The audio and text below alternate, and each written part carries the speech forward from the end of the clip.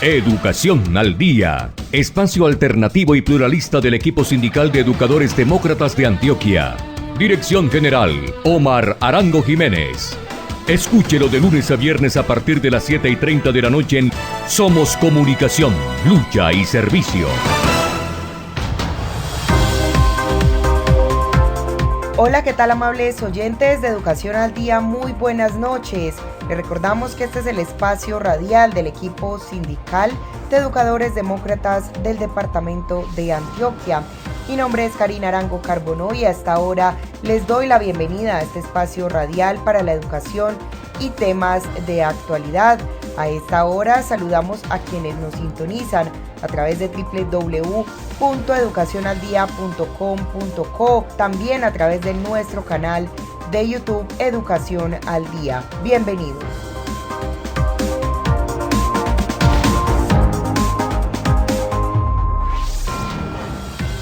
La presencialidad en las instituciones educativas es posible gracias a los docentes. Por eso, el gobierno debe cumplirle a la educación con agua, aseo, infraestructura y conectividad. Los docentes somos constructores de paz y defensores de la democracia. No más estigmatización ni violencia. Por la defensa de la educación pública, unidos vamos con FECODE. Bueno, y en otras noticias... Producción, ¿otra vez hizo corto la estufa? Tranquilo, amigo, no es sino llamar a EPM a tu puerta y listo, la solución que te arregla el día. Listo, todo quedó perfecto. Y recuerden que si necesitan instalación, mantenimiento y reparación de electrodomésticos y gasodomésticos, pueden llamar al 604-4444-800 o ingresa a www.epm.com.co/EPM a tu puerta. Este sí es un amigo que te arregla el día. EPM, por ti estamos ahí. Vigilado Superservicios.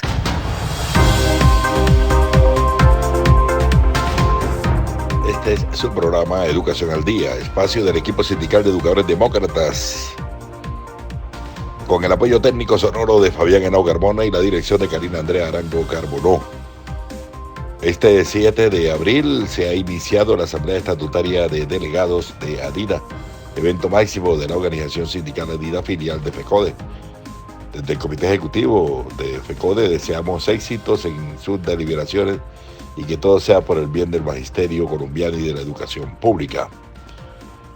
Escuchemos de inmediato a Jennifer Pedraza. Ella es representante a la Cámara electa el pasado 13 de marzo y se refiere al proyecto de ley que radicara la doctora Luisa Fernanda Cabal, María Fernanda Cabal, y que se refiere a la petición de que la educación sea un servicio público esencial, con lo cual se evitarían las movilizaciones y los paros. Escuchemos por qué Jennifer Pedraza se opone a este proyecto de ley. María Fernanda Cabal quiere prohibirle a los maestros y a las maestras luchar contra esto, que es la crisis de la educación básica y media en la que pésimos gobiernos nos han dejado. ¿Cómo planean hacerlo? El Centro Democrático y los partidos de gobierno han presentado un proyecto de ley para declarar la educación básica y media como un servicio público esencial, lo cual suena muy bonito, pero ojo, porque no es para entregarle los recursos que necesitan y requieren los colegios, ni para fortalecer el PAE y que se dejen de robar la plata de la alimentación escolar, ni para rutas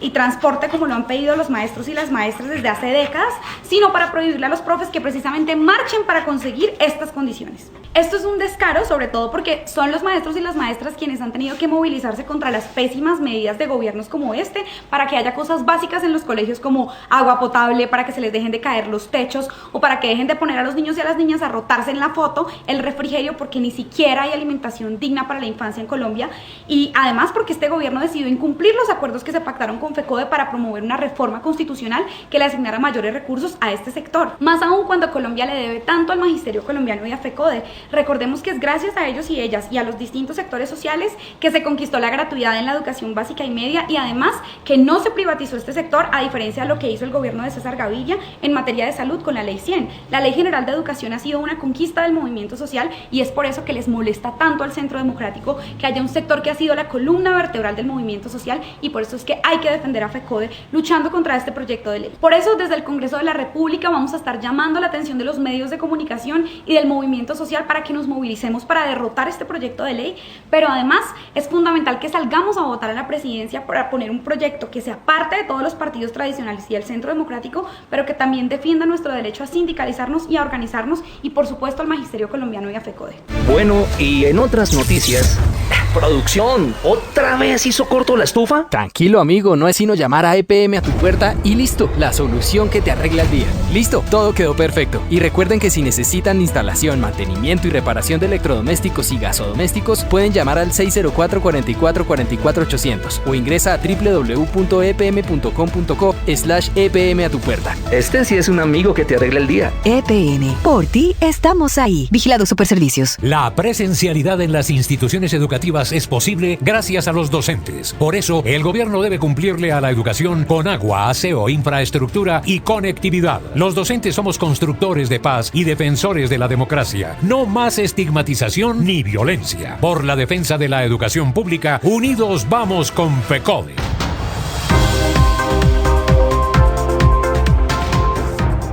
Para el programa Educación al Día tenemos hoy un informe especial tomado del programa radial A Fondo con la CUT, de los medios de las redes que usa la CUT Nacional, y tienen especialistas coordinados y moderados por el directivo de la CUT Nacional, Diógenes Orjuela, para que hablen precisamente de la situación que se vive entre Ucrania y Rusia. Escuchemos. Enrique, bienvenido, muy buena noche y tiene usted la palabra. Gracias, Diógenes, muy buenas noches y gracias por la invitación. Ucrania es un país extremadamente importante. Es un país que tiene más o menos la mitad del tamaño de Colombia, o sea, un país de 500.000 kilómetros cuadrados, con 40 millones de habitantes. Está ubicado en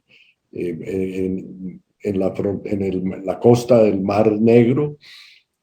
Perteneció a la Unión Soviética y era la segunda país más importante de la ex Unión Soviética. Es un país que tiene un desarrollo industrial importante, es un país que tiene 15 centrales nucleares, el país con más centrales nucleares de Europa. Fue considerado durante mucho tiempo el granero de Europa porque tiene una abundante producción de trigo, y es un país que tiene, digamos, una conformación relativamente reciente. Siempre ha estado dentro del marco de la influencia de Rusia, porque Rusia nació en Kiev. Entonces hay una gran identidad cultural, perteneció pues a la Unión Soviética, y dentro del marco de la Unión Soviética se fue conformando lo que es actualmente hoy Ucrania, compuesto de territorios en los cuales hay predominancia del idioma ruso. Ucrania en la antigüedad fue influido por el imperio zarista, pero también por el imperio austrohúngaro, y en ese sentido tiene dos facetas. Una que es la faceta de influencia rusa y otra la faceta de influencia occidental. Eso nos permite entender, bueno, y finalmente, pues es un país que está en la frontera entre Rusia y Europa Occidental. Entonces es el país más importante de esa zona fuera de Rusia que no forma parte de la OTAN. Gracias, Enrique, por esa explicación que ya nos empieza a dar una idea de lo que representa Ucrania en esta región del planeta. La importancia estratégica que tiene. Es un país más o menos un poco más de la mitad del tamaño de Colombia, muy cercano a nuestros habitantes, pero que en términos de riqueza y en términos de su importancia, pues es supremamente importante para lo que vamos a ver hacia adelante. Marcelo, comencemos contigo con algo que me parece que es de muchísima importancia para llegar luego a otro análisis. ¿En torno a qué o en qué estrategia se mueve la propaganda occidental sobre este conflicto que se está presentando? Nosotros hemos tenido que discutir mucho con nuestros compañeros sindicalistas europeos, inclusive los de América, y parte de Asia, y que giran alrededor de una teoría, y es que pues el mundo estaba muy tranquilo, no pasaba nada en el mundo, y pues Putin se levantó un día de mal genio y fue y se metió a Crimea. Háblanos un poco de esos, de la estrategia de esa propaganda occidental, sus objetivos y sus pretensiones. Y de una vez podríamos explicarnos algunas cosas sobre si realmente esto es un simple conflicto entre Rusia y Ucrania. Sí, muchas gracias. Muy complacido de estar aquí en este importante espacio de la central obrera más importante del país, la CUT. Y bueno, saludo a los compañeros panelistas, Enrique Daza, Jaime Caicedo, a los demás compañeros que están aquí, Loaiza, Mauricio Castañeda, Carlos, ¿no?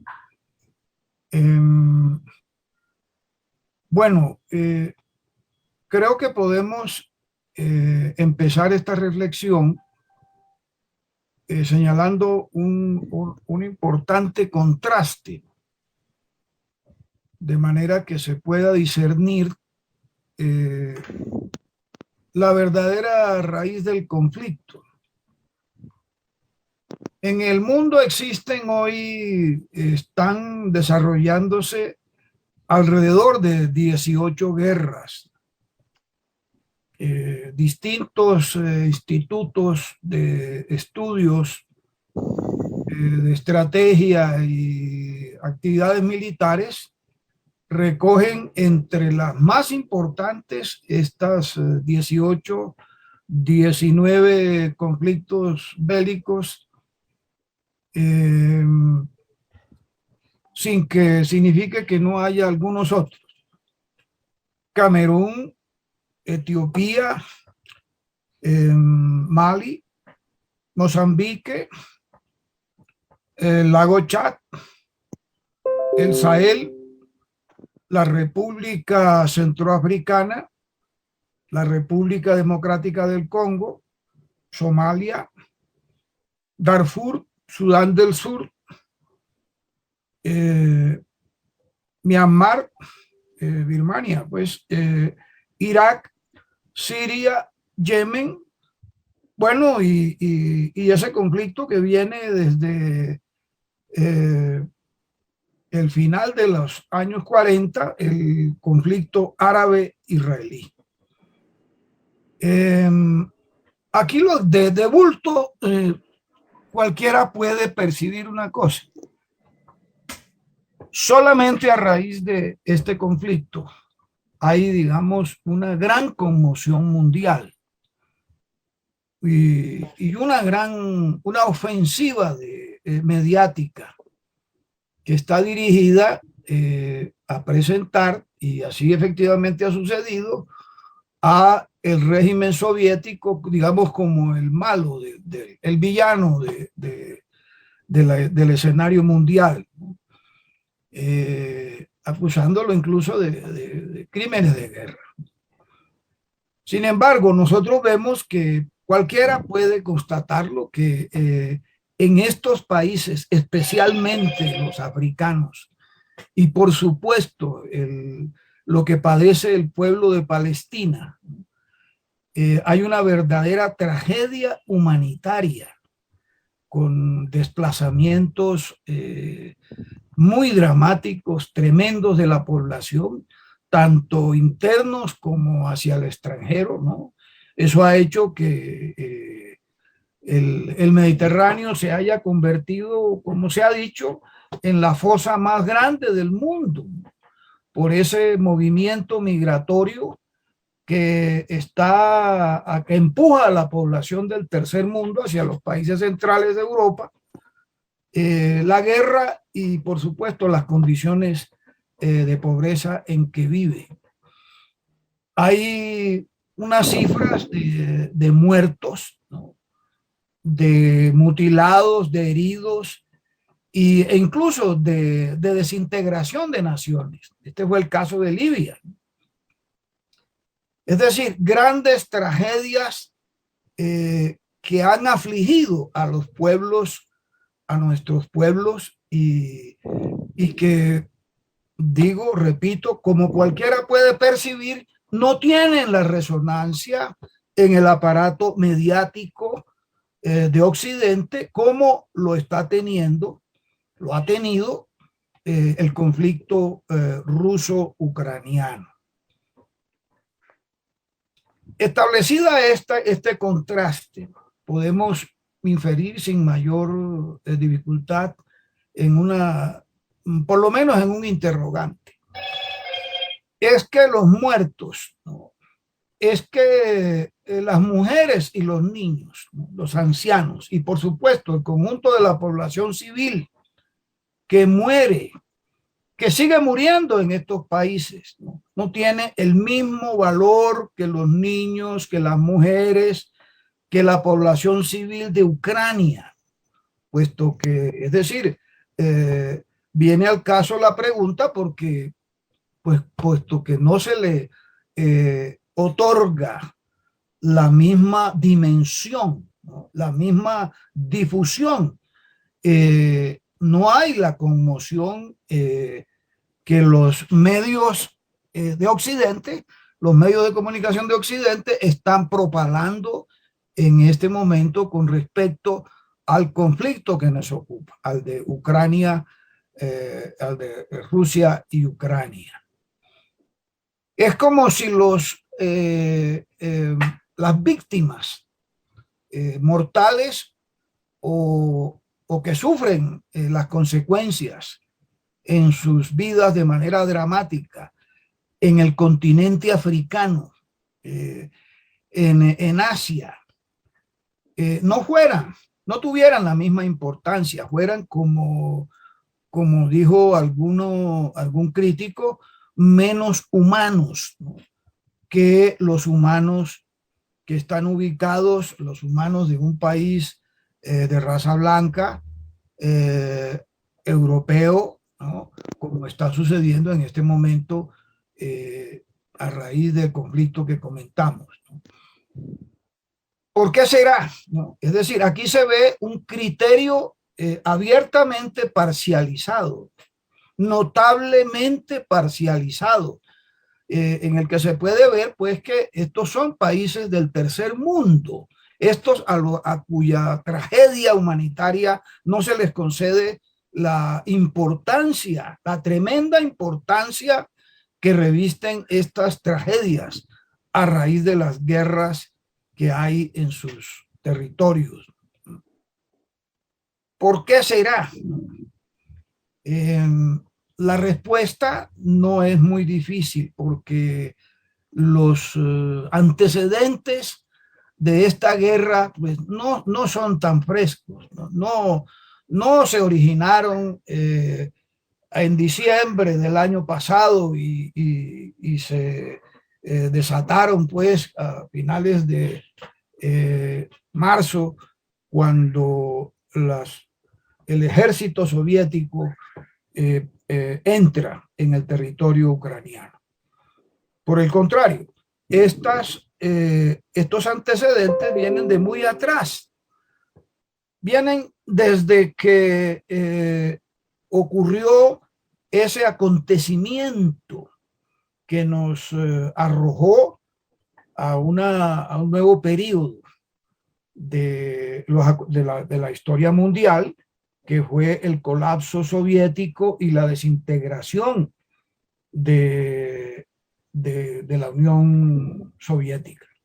Desde 1991, el primer antecedente es la actitud del gobierno de Estados Unidos y, por supuesto, de los gobiernos europeos que con mayor o menor, digamos, disciplina u obediencia, se pliegan a la política de los Estados Unidos. El gobierno de Bush le prometió a Gorbachev, ¿no? A través del secretario de Estado de ese momento, James Baker, que Occidente, o sea, la OTAN, ¿no? La alianza militar, la Alianza Atlántica, como se ha conocido, esa alianza que surge después de la Segunda Guerra Mundial y que tenía como objetivo declarado explícito en los puntos que constituyeron ese tratado de militar, que era el de combatir la Unión Soviética, ¿no? Combatirla no solo en el plano político, sino en el plano militar.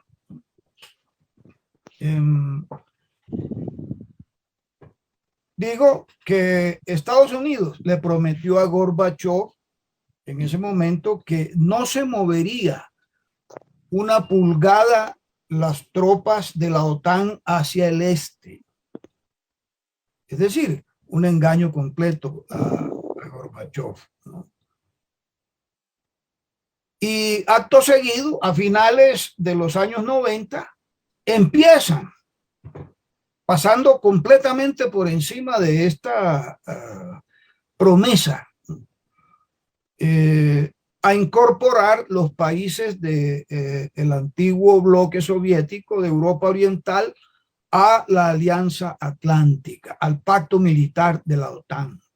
Aquí cabe la pregunta, bueno, ¿y contra quién y por qué la OTAN, y por qué el afán de la OTAN de explayarse y de extenderse hacia el este? Bueno, sí, es decir, ya había salido del escenario, digamos, de las rivalidades mundiales la Unión Soviética. Además, se había desintegrado. Entonces, ¿cuál era la razón inminente de esta actitud militar claramente de ofensiva de Occidente? La respuesta es que no hay respuesta diferente al hecho de que colapsada la Unión Soviética, Estados Unidos quedó como el único poder planetario, el único poder mundial que podía ejercer su hegemonía sobre el resto del planeta. Y no solamente, es decir, no satisfecho con eso, pretendía extenderlo como efectivamente lo hizo, ¿no? 14 o 15 de estas repúblicas de Europa Oriental fueron incorporadas a la OTAN. Le faltaba una que, como se ha señalado, tiene un valor estratégico porque es la entrada al Mar Negro, ¿no? Que ha sido siempre un escenario bélico de gran importancia, lo sigue siendo, y dado que queda pues en la parte, en el sur occidente de Rusia, y como quien dice, es como ponerle la OTAN ahí a Rusia, es como ponerle a alguien una pistola en el oído y pretender además que siga pues impasible frente a una amenaza de esa naturaleza. Entonces, Washington a través de la Alianza Atlántica, desarrollado una política de cerco, ¿no? Incorporaron también las repúblicas del Báltico, ¿no? Y bueno, les ha faltado Ucrania. Y han adelantado toda una política tendiente a hacer esa, digamos, a llenar el tablero, a colocar su alfil de la OTAN al lado de Rusia.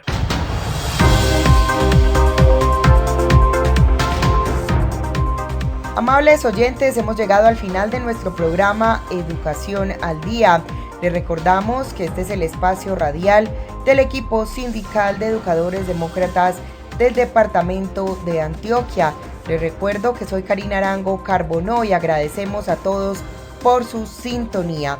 Les recordamos que nos pueden escuchar de lunes a viernes a través de www.educacionaldia.com.co de 7:30 de la noche a 8:30.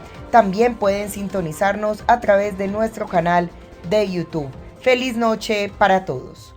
Educación al Día, espacio alternativo y pluralista del equipo sindical de educadores demócratas de Antioquia. Dirección General, Omar Arango Jiménez. Escúchelo de lunes a viernes a partir de las 7:30 de la noche en Somos Comunicación, Lucha y Servicio.